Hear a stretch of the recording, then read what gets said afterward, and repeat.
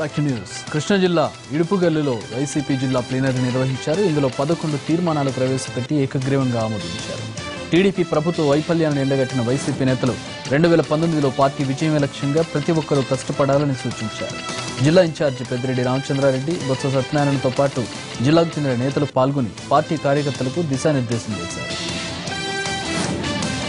చిత్తూరు జిల్లాలో జనసేన కార్యకర్తల ఎంపికకు అభిమానుల నుంచి భారీ స్పందన కనిపించింది. 2 రోజుల పాటు జరిగిన ఈ ఎంపిక ప్రక్రియలో వివిధ రకాల పోస్టులకు కార్యకర్తలను ఎంపిక చేశామన్నారు జనసేన నేత హరిప్రసాద్. ఇప్పటికే పలు జిల్లాల్లో జనసేన కార్యకర్తల ఎంపిక పూర్తయిందన్నారు. మిగిలిన 3 జిల్లాల్లో పూర్తి చేసి వచ్చే ఏడాది మార్చి నాటికి బూత్ స్థాయిలో పార్టీ నిర్మాణం పూర్తి చేస్తామన్నారు. 2019 ఎన్నికల నాటికి జనసేన సిద్ధంగా ఉంటుందన్నారు హరిప్రసాద్. ఎన్డీఏ తరఫున రాష్ట్రపతి పదవికి పోటీ చేస్తున్న రామ్నాథ్ కోవింద్కి తమ మద్దతునని ప్రకటించారు వైసీపీ నేత భూమన కరుణాకర్ రెడ్డి. పార్లమెంట్లో ఎంపీలను కొట్టి అన్యాయంగా రాష్ట్ర విభజన చేశారని ఆరోపించిన భూమన, విభజనకు అప్పటి స్పీకర్ మీరా కుమార్ కూడా ఒక కారణమని చెప్పారు.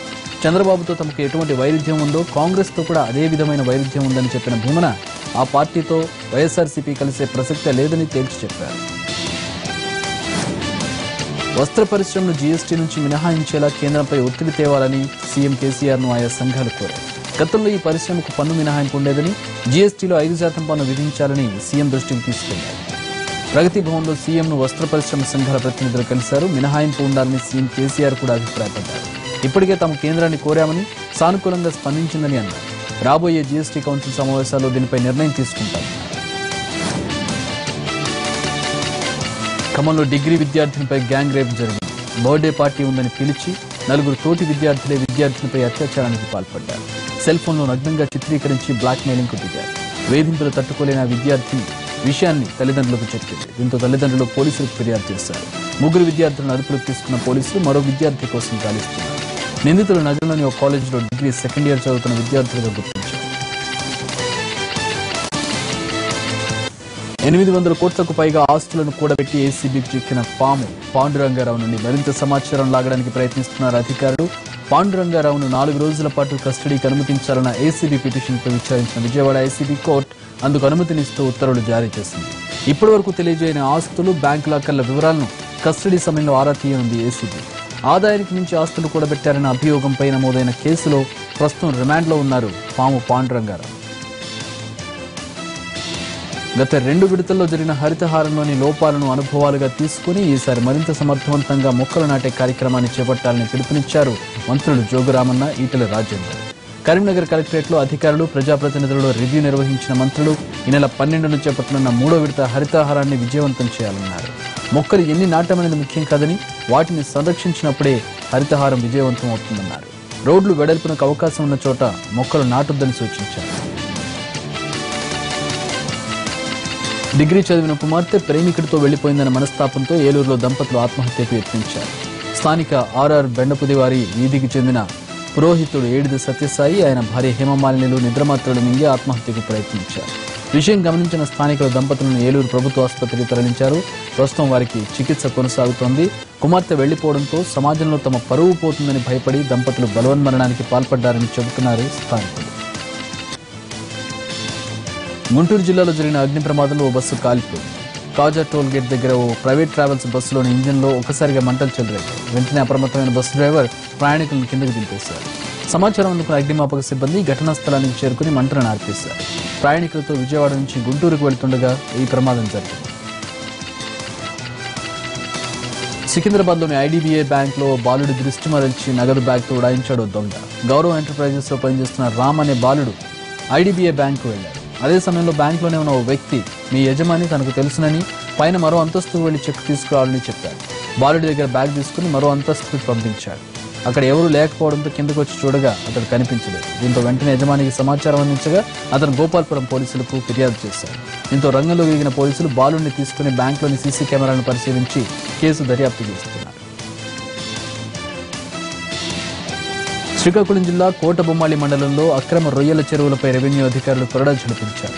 ఆకాశలక్కవరం, కొత్తవలస, జగన్నాథపురం, మూలపేట గ్రామాల్లో పర్యటించిన రెవెన్యూ అధికారులు ప్రభుత్వ భూముల్లో రొయ్యల చెరువులను సాగు చేస్తున్నట్లు గుర్తించారు. సర్వే నెంబర్ 206లో గల ప్రభుత్వ తంపర భూముల్లో ఉన్న అక్రమ రొయ్యల చెరువులను గండి కొట్టించారు. మరోసారి ఇలాంటి చర్యలకు పాల్పడితే క్రిమినల్ కేసులు పెడతామని హెచ్చరించారు. జనగామ జిల్లా పాలకుర్తిలోని శ్రీ సోమేశ్వర స్వామి గుట్టపై సీడ్ బాల్స్ వేశారు ఎమ్మెల్యే ఎర్రబెల్లి దయాకర్ రావు. ఈ కార్యక్రమంలో జిల్లా కలెక్టర్ దేవసేన కూడా పాల్గొని సీడ్ బాల్స్ వేశారు.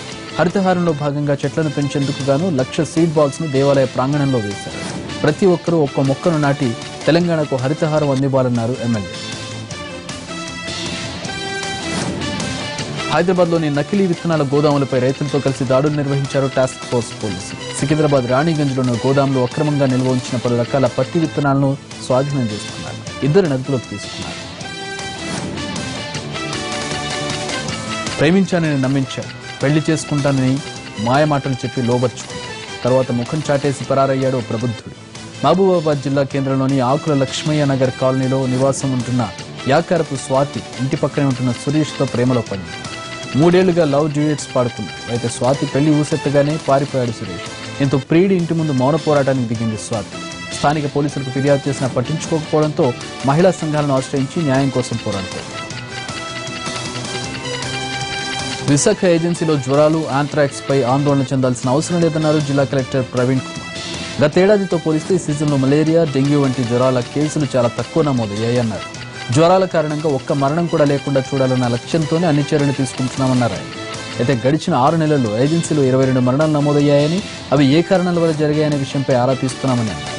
అరకు వ్యాలీలో ఇప్పటి వరకు 8 మందికి మాత్రమే ఆంథ్రాక్స్ సోకినట్లు గుర్తించామన్న కలెక్టర్ వ్యాధి మరింత వ్యాప్తి చెందకుండా అన్ని చర్యలు తీసుకుంటున్నామన్నారు. పశ్చిమ గోదావరి జిల్లా ముండూరు గ్రామంలో లైన్మెన్ రాంబాబు నిర్లక్ష్యానికి ఓ నిండు ప్రాణం బలైంది. లైన్మెన్ కరెంటు ఆపకపోవడంతో కరెంట్ పోల్పై పనిచేస్తున్న సింహాద్రి ప్రసాద్ అనే వ్యక్తి అక్కడికక్కడే మృతి చెందాడు.